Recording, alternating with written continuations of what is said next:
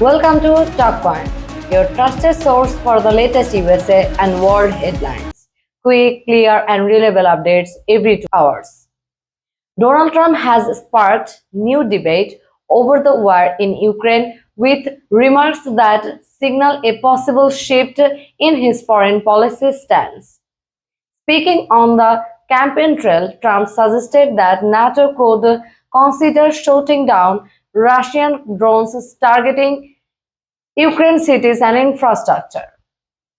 For months, Trump had been skeptical about the scale of US involvement in the conflict.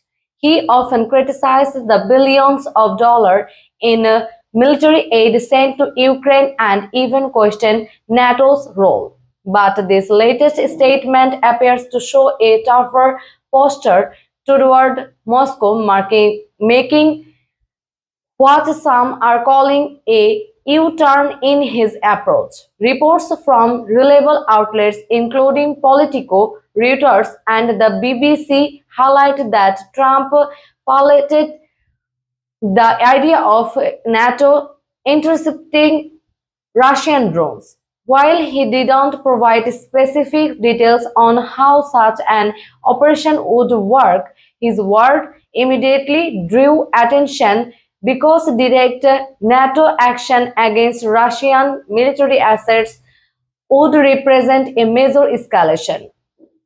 NATO, however, has not taken up this position. Secretary General Jens Stoltenberg and other Western leaders have repeatedly emphasized that NATO's support for Ukraine will remain focused on training, intelligence, and providing weapons and defense systems rather than engaging in direct combat.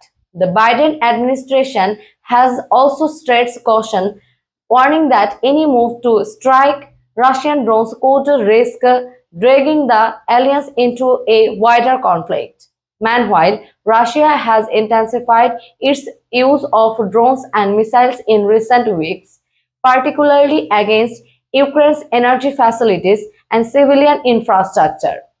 Ukrainian officials are once again calling on their allies for stronger air defense systems and more protection against these relentless strikes. Trump's comments are already sparking political reaction across the United States and Europe. Supporters argue that the remarks show he is willing to defend NATO's credibility and send a warning to Russia. Critics, on the other hand, warn that such rhetoric could increase the risk of a dangerous confrontation between NATO and Moscow.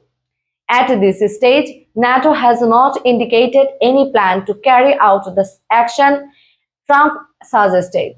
What remains clear is that the war in Ukraine continues to dominate global politics, and Trump's words are being closely watched as part of the broader debate over how the West should respond.